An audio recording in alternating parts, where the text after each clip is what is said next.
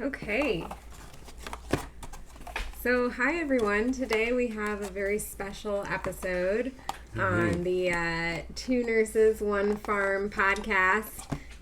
This is a video too, so whichever form you're listening or watching in, thanks for being here. I'm excited for this one. Yeah. Because I didn't know anything about microgreens not too long ago. And now I just can't get enough of them. And had I known, I could have had microgreens sooner. I could have had a good amount of vegetables in my diet, whereas I was not getting vegetables in my diet. So this is cool. Yeah, we're definitely not vegetable people. Salad's not our main course. No, not at all. Meat and potatoes, kind of, a carb. So, yeah, finding, basically these greens are really flavorful, and I had no idea before we started growing them. So we figured we'd do a taste test of some of our varieties. Who would you trust other than the word of the farmer for what it tastes like? So we're going to do a taste test of our own stuff so you can have an idea of what the different mixes and microgreens taste like. So here we go. Starting with Taco Tuesday? Yeah, I really want to start with Taco Tuesday, mostly because I just made quesadillas for this mix specifically. Our Taco Tuesday mix has the spicy mustard and cilantro in it, microgreen, and oh, it's so good. Wow, let's see.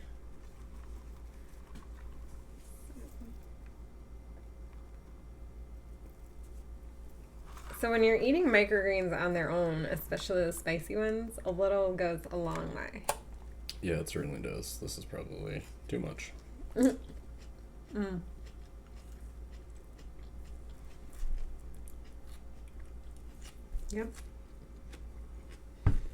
There's spice. Very good. Oh no, I got a good hint of the cilantro first. Same.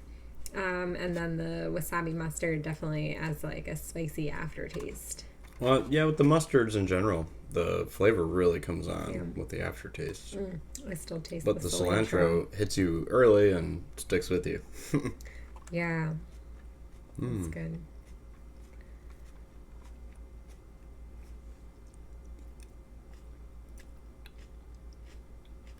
And we don't eat our microgreens like this ever. We're usually putting our microgreens in things. In wraps or in smoothies.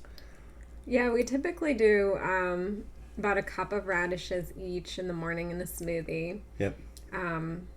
Just because it's so many vitamins. I stopped buying my vitamin C supplement because of the amount of microgreens we eat. And then probably another cup or so at lunch and mustards in the sandwiches. Yeah. We do mustards in the sandwich for lunch. And mustards with dinner, too. Mustards are my favorite, so... Really whatever we have for dinner. I don't think either of us have ventured into putting mustard in our smoothie yet. No. The radishes, even at first, you were kind of unsure I was very hesitant because they smelled like a fart. I mean, you'd open up your smoothie cup and it smelled so bad that I was worried, like, well, even if it doesn't taste bad, I'm still going to smell that while I'm drinking it.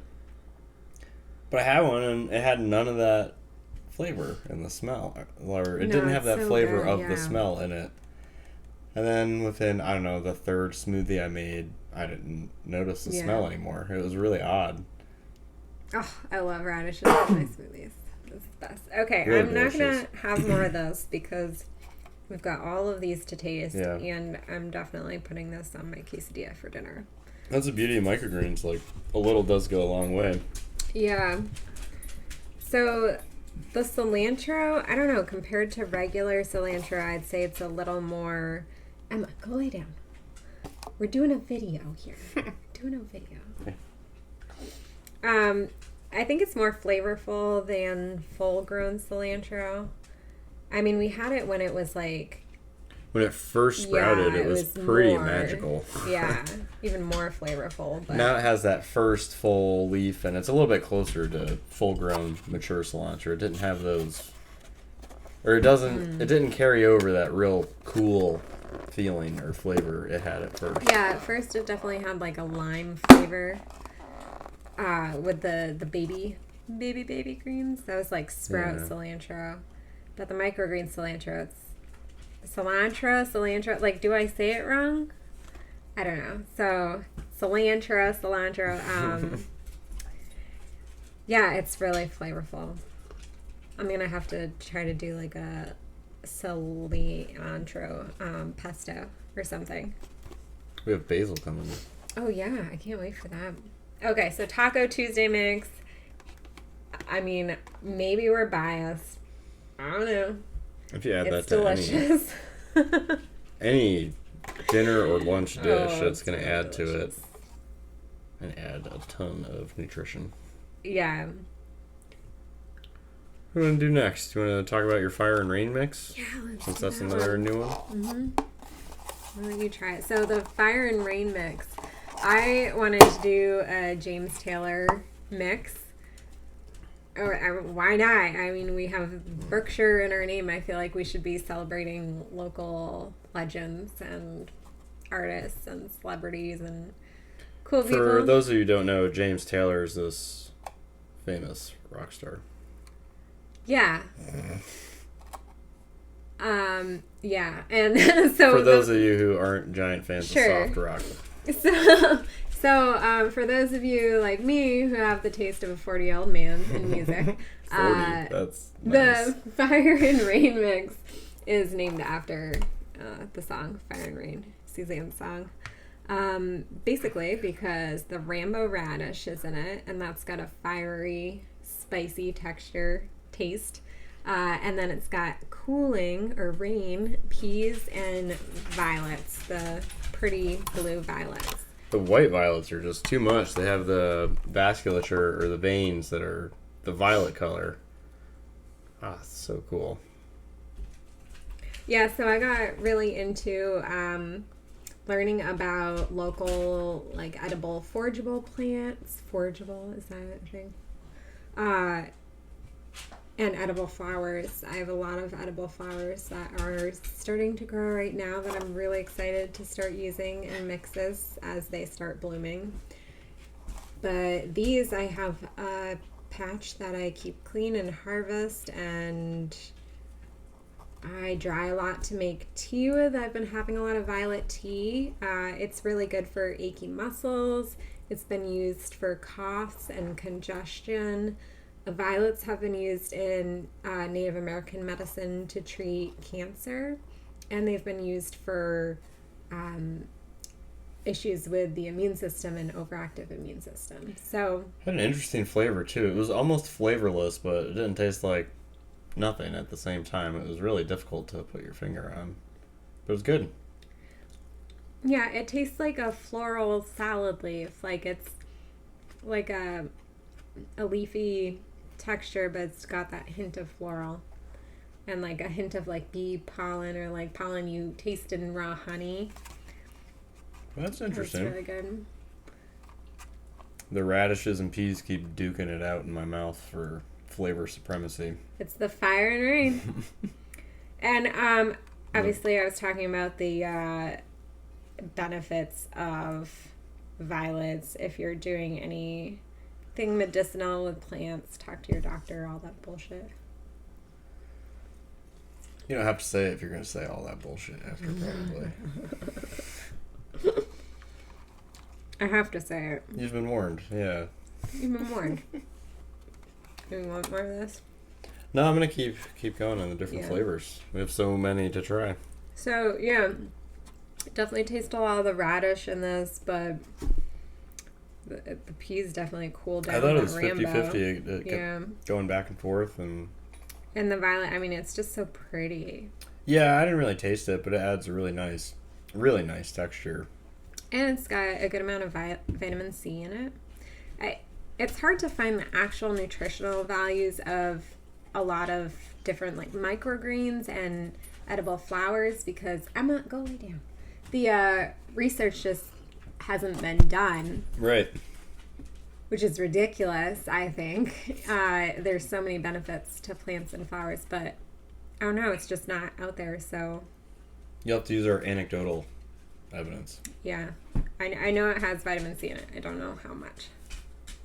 I like flowers. I've been going outside and just eating them, just picking them and eating flowers. Well, you anecdotally noticed some analgesic properties from your violet tea. I was out planting. Saying so much. I was out planting in our raised beds, in our terraces, in the orchard, in the new garden I made, and I was just on my hands and knees like all day. And I was really sore. I like was not walking very well by the end of the day. My knees had just had it. It was a good 8 or 9 hours of being down. You overdid it for what you're used to. It was pretty strenuous, hard labor. Yeah. In the So sun. Emma, you're messing up the camera. Yeah, go lay down. So I had some violet tea that night, and I swear it made a difference. Like the next day, I felt fine. Yeah, I was really not sore at all, and I normally would be definitely sore. Worse the next day. Yeah. So I've been pretty religiously now drinking a cup or 2 of violet tea a day and picking violets to dry every day. I might have dried violets available at some point. I'm not sure though, because it's a lot of time and work to pick, and they don't turn into much when you dry them, so I don't know if it's worth it to harvest them to sell. But pick your own violets. Follow. They grow everywhere around here. I noticed on my run this morning, they're just everywhere. Yeah, look up how to identify violets. I've done a couple posts about that lately, so yeah, on Cruise into Wellness, you can check that out. I talk about harvesting violets, but yeah, start to eat stuff in your backyard. It's free food. We all need free food right now, so I'm really surprised at all the stuff that's growing that's edible. I mean, yeah, crazy. It's a lot. Crazy to think about. Ooh, you want to do this one? Yeah, definitely. A spicy sandwich mix. You want to talk about that one? Well, this one's our Rambo radish and spicy mustard mix. We thought, since those are our 2 favorite microgreens, what we use on everything, literally breakfast, lunch, and dinner. Yeah. Since we put radishes and microgreens on our sandwiches, on our dinner, we called it the sandwich mix, and we hope you guys like it as much as we do. I mean, like I said, we put it on our food every day. Yeah. Cool. So when you put on your sandwich, it's a lot less spicy.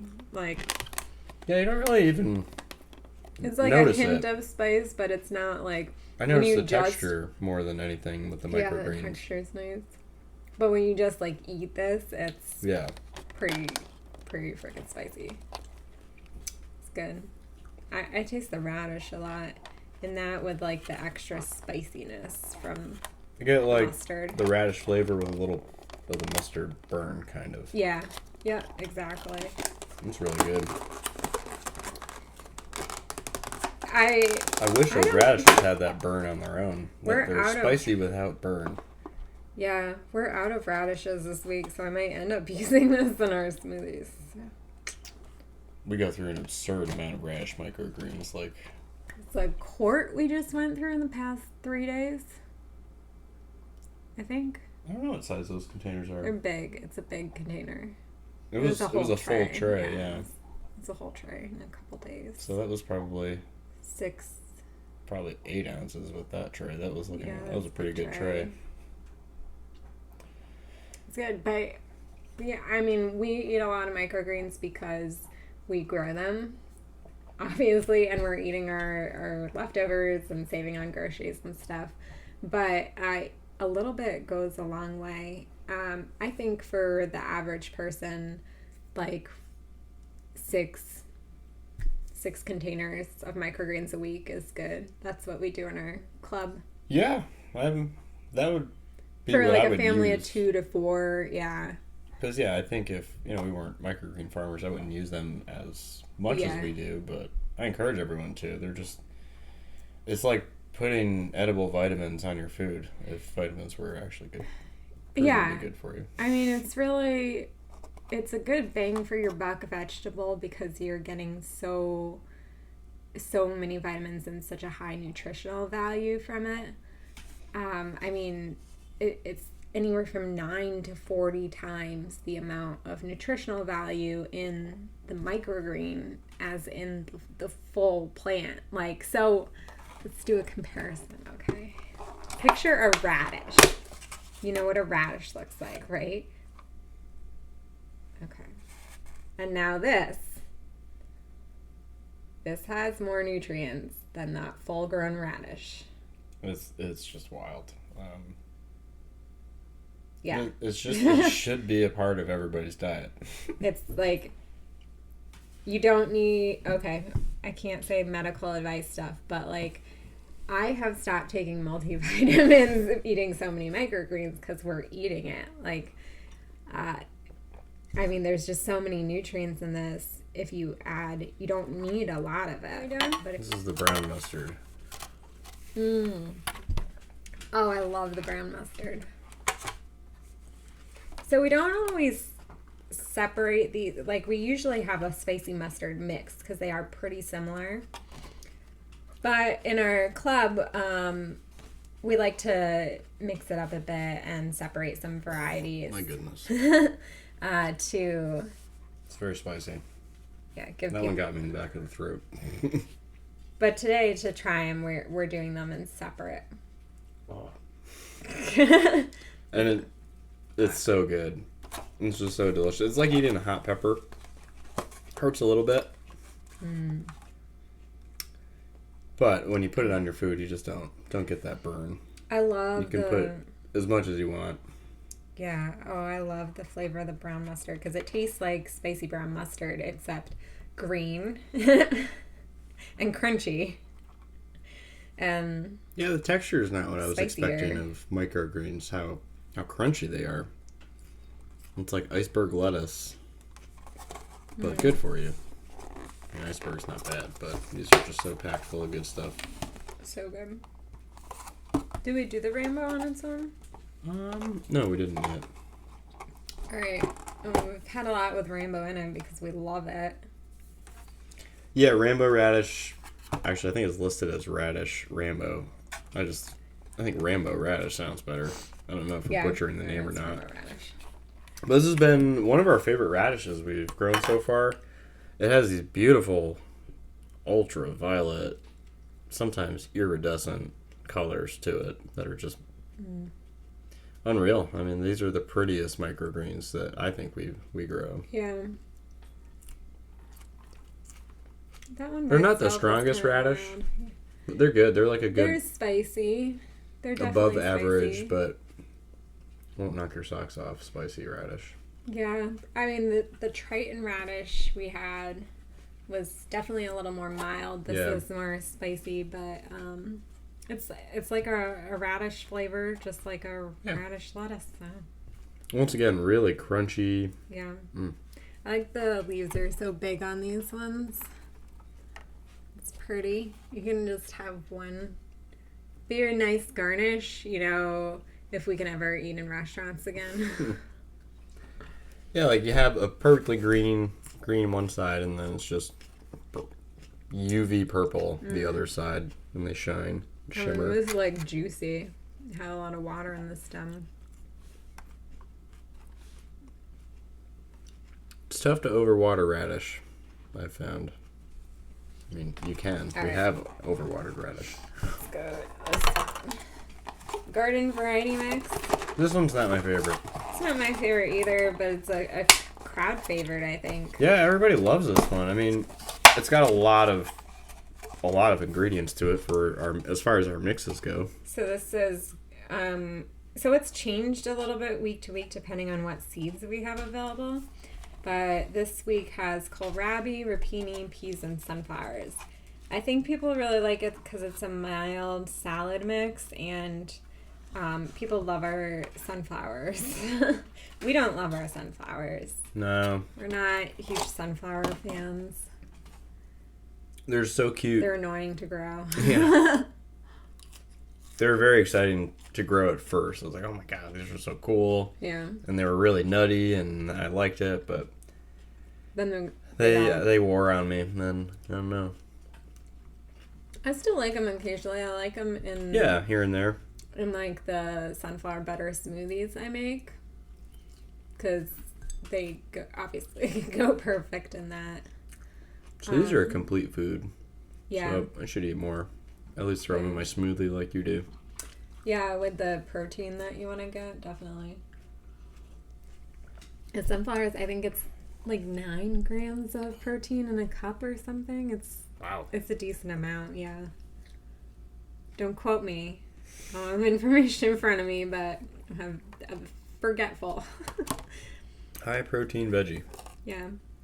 Yeah, I mean, this is a nice mild mix. You definitely taste the sunflower, the nuttiness, the peas, the crispness. Kohlrabi's got that just brassica flavor. And the same with the rapini is kind of like a little spicier brassica. Yeah, it's like a stronger broccoli, I think. A So, different broccoli. Yeah, I mean, I like the spicy stuff, but that's... Surprised that for all the ingredients, I don't care for them there. That tastes really good.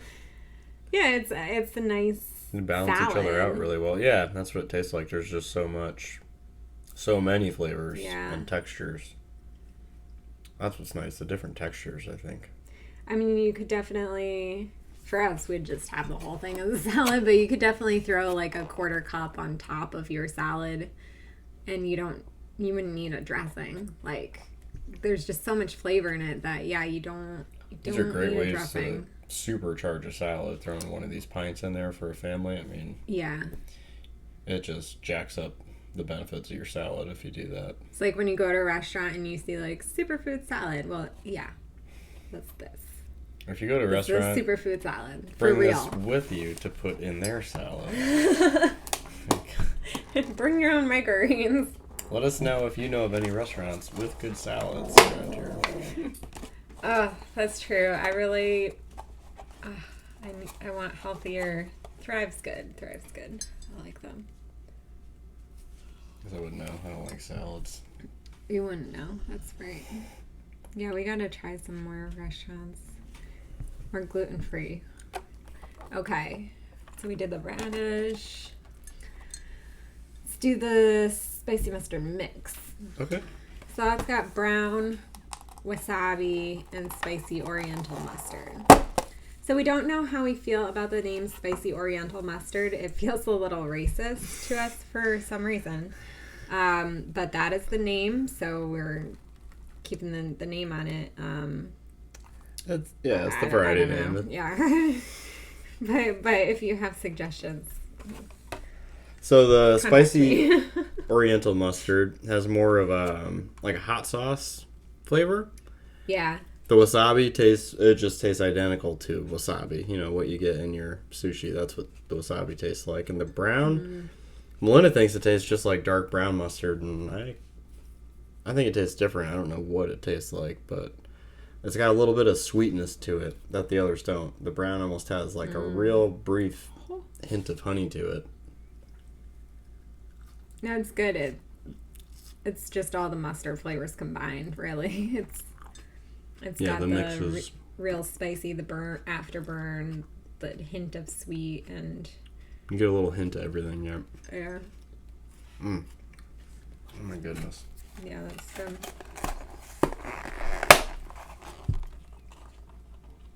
I've never had a mustard green before this. This Yeah, is my I favorite didn't- food now, and I didn't know it existed. I had no idea. Harvested some wild mustard the other week. That was fun. Yeah, our neighbor pointed out to us that we had mustard, which we thought were weeds, growing all around, and we tried it, and sure enough, it's like, holy cow, it's mustard. It was good. It was cool. Yeah, cooked it up like asparagus. I didn't like it cooked. I liked it the leaves raw. Yeah, They were pretty good. It was more bitter Yeah. cooked, definitely, but I'm excited to let it go to seed and try to collect the mustard seed and make I mustard. wonder if we could pickle it. I wonder if it'd be any good pickled. Yeah, but it's too old now. It's not tender. That's a good idea. Next year we can pickle it like asparagus. All right. spicy oriental. Save the best for last.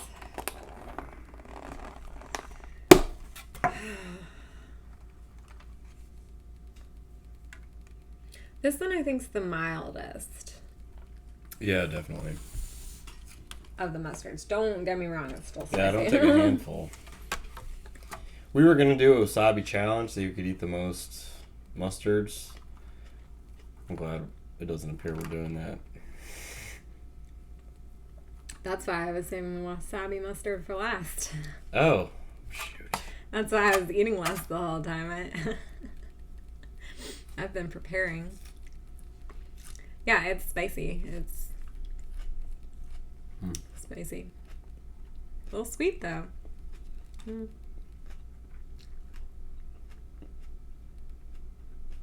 Gotta look up the mustards. I think they're... Oh, that went right up my nose.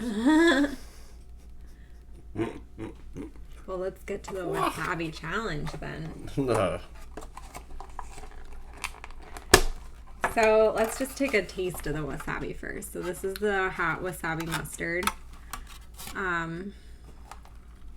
All of our mustards are hot. They're spicy. I think it says spicy on everything or hot on everything. God. Oh my goodness. But, maybe that wasn't the most mild this week. They do taste a little bit different this week. They seemed a little bit younger. I left the lights off for a day or two to see what difference they would make, and they seem sweeter across the board. Maybe I will leave the lights off the day before harvest. Let's make the table go. Oh. All right. Let's see how much we're brave enough to eat at once. Yeah, you go first. Yeah, so it's this might be a little too much. People at home think that's such a Like, tiny yeah, amount. what is this? This is like an eighth of a cup, or like an eighth of a cup of mustard. It's decent. Now, it's odd. I would worry about that much hurting my stomach. But then again, I would have no second thoughts about throwing this whole pint into a sandwich. Yeah. And it would be fine. It would taste delicious and it wouldn't bother my stomach, but... I'm a little nervous to eat this. That's a I lot. brought a pretty big. Yeah, I think the first, week or day, I definitely overate the microgreens without being used to it. I had, a lot. I had, 4 containers in a day or something like that by myself. And It was exciting. And how these delicious foods that I'd never heard of, never seen, never tasted, never tried. And we just kept getting blown away time after time with the flavor. You doing it? It's like jumping in a cold pond. I'm going to do it in 2 bites. Like walking across hot coals. Yeah. In my mouth. I got this. Yeah, you do. Well, I'm going to eat less than that. Then I win. Yep, you win. But If I think keep it down. you're going to lose, ultimately. So, as I'm chewing it, it's got a nice texture. I'm starting to get a hint of hot now. But I'm expecting the worst to come. Max, I don't think you want the wasabi, but... Oh, there's the wasabi. Oh.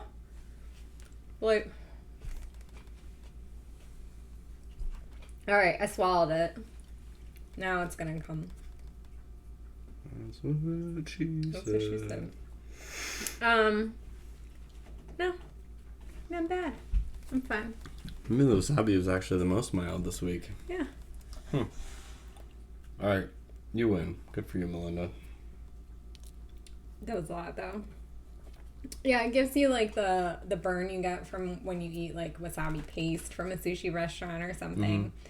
But, not that I'm going to die burn. You know what I mean? When you have too much. Just that little bit too much. And then it gets up into your nose and you're like, I'm going to die. More of a controlled burn. Yeah, this is definitely more of a controlled burn. It doesn't feel out of control and I'm going to die from spiciness, but it's really spicy. All right, that's all the flavors. Well, that's all of our spicy flavors. Right, not all the flavors are grow. Everything we yeah. have on the table, I mean. That's everything we're doing this week. Maybe we'll do another video because we have more varieties that we're growing this week. So. Lots of new varieties. We've been growing the really same exciting. varieties for the most part for the last couple months. Been trying to hone our skills and see what grows best for us. But it seems like people like new varieties. Yeah. And we like new varieties, so why not? And we've been stuck doing the same varieties a lot recently just because it takes a long time to get shipments in. Yeah. For seeds. Especially my nose is running. We like mums. Well, we use True Leaf as well. True Leaf and mums. The mum seeds have just been head and shoulders, I think, above everything else. Yeah, they're just really fantastic. True Leaf's been great too. Their shipping is super fast. They've got a good variety. True Leaf is the bomb for shipping speed. They're definitely, even at the height of the COVID shipping issues, we were getting our seeds from them within 10 days at the most. And we were just using their standard free shipping. We didn't get any expedited shipping. Mums, because it has to go through customs. I mean, that's not their fault at all. They shipped it out incredibly quickly. Yeah. I think they shipped it out within a week of me ordering it, but once Uncle Sam got his dirty mitts on it. Yeah, so our basil and our broccoli just came in from customs that we ordered like over a month ago. Yeah. So we haven't had broccoli for a while, and that's why it's been coming. Well, it's been sitting. It's been sitting. Doing nothing. Yeah, hopefully the seeds are still like good germination and stuff. Yeah, they should be fine. I mean, it wasn't too terrible of a delay. I shouldn't be too critical. No. It was. I mean, it went from a normal 10 to 14 day time from mums to just over 30 days, which still isn't that bad. And it wasn't like a big order. I mean, it couldn't have been a priority for them. It was really nice of them to get it out as quickly as they did. Yeah, maybe we'll do shout outs to the stuff we like to use. We like mums and True Leaf for seeds. We love Coast of Maine soil. That's our favorite, I think. Not just their soil. Their seed starter mix is awesome. Yeah. Their dry amendment mix is awesome. So Coast of Maine sells these, I don't know what the weight is, maybe, I don't know, 2-pound bag, but it's all the dry amendments we use to build our super soil with or build our soil with. I don't know their exact ratios. I know it differs from my ratios. I build that mix kind of just by feel. But I've been adding their mix into my mix just kind of to make sure mine's safe. I know their mix is going to have all the right ratio. They have, a real scientist working on the ingredients, whereas I'm using my instincts. Yeah, I mean, their soil is just hands down the best. I found a little crab claw the other day that made me so happy. I found a bunch of crab claws in their soil, actually. I mean, it smells like you just smell the ocean. It brings me back. Oh, I love it. I mean, I want to eat their soil. Like, it looks black. So good. And their perlite is really minimal. Yeah. I hate perlite and soil, and you can't get a potting soil that's not these big giant chunks of even though organic ones just have a ton of it. But their soil is dense with black matter. Like their perlite seems to me the appropriate amount of perlite. Mm-hmm. Like, I look at perlite more for housing microorganisms, not for just mass soil aeration and drainage. I mean, I don't want water to just go in the top and out the bottom instantly. And that's a cactus mix, not like a soil mix. Oh, and when soil companies put like a ton of freaking rocks in, like, pebble, like, of course there's going to be some, but some of the soil that we've used, I've just noticed like a bunch of rocks, and like I'm paying for soil and weight. I'm not paying for rocks that my shit can't grow in. Like what? So that's annoying. But Coast of Maine we love. Yeah, no big rocks on their stuff. No so big far. rocks. Yeah. What else do we really love? I won't say the name of the soil company that we've had the poorest luck with, but they were previously a wonderful company, had really good soil I've used a long time ago, and they got bought out by a big giant, I can't believe I'm saying it, like an evil cannabis conglomeration. There shouldn't be a thing, but it is. And I don't know what happened, but their soil just turned to dog crap. Yeah, that's why small businesses, you have better quality stuff because you have people who are invested and care about their work. And yeah, well, I mean, there are big companies that pride themselves on quality. Like Coast of Maine's a big company. Compared to us, definitely. Yeah. But yeah, it seems like once you reach that next echelon of the corporate multi-billion-dollar corporation. Yeah. Once you go the corporate route of you lose just the soul. looking, if you're just looking about the money, like obviously we're not there.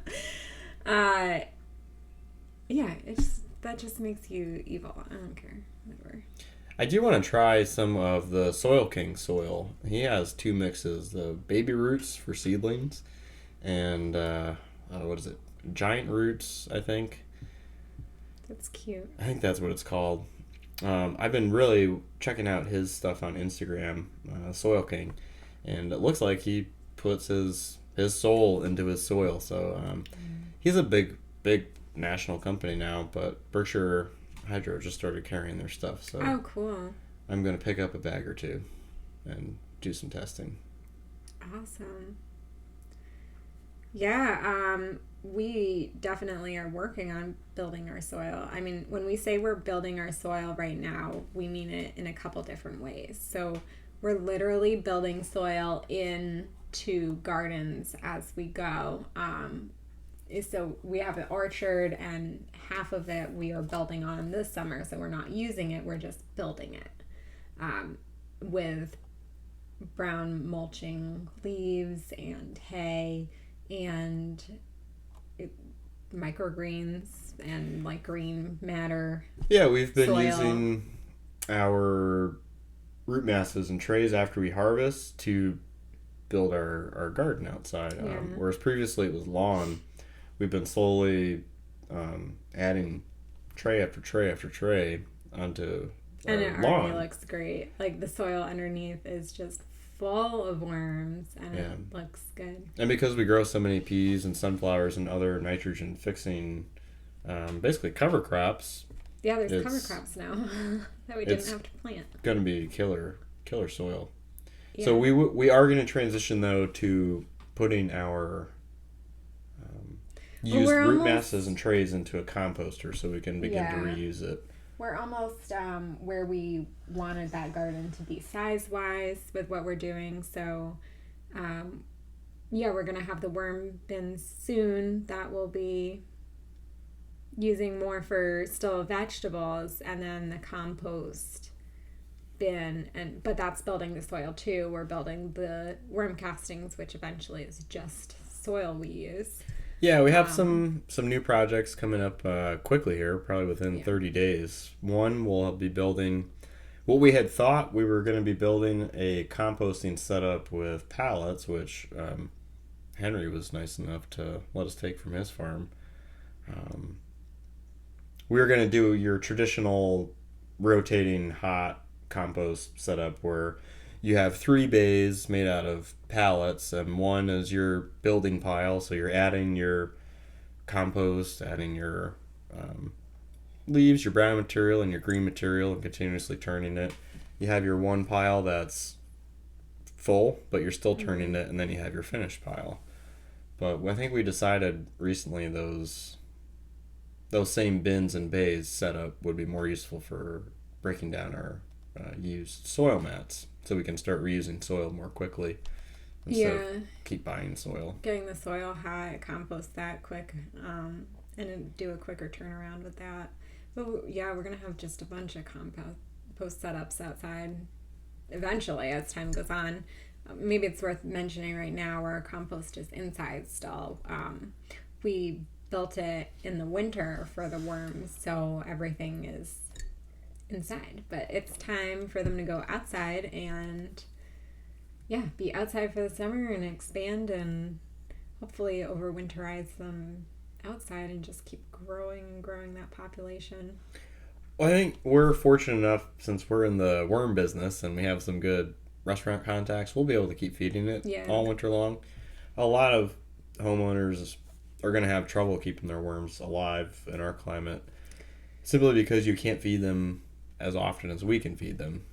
Well, definitely, you could definitely keep them inside. Like the hungry bin, we're going to keep inside. The stuff we started with, and that's about the size you would have for just home gardening, or the smaller bins that you make. But I overdid it ones with the indoor worm bin setup. It's a little bit too much, and it ended up being 48 cubic feet.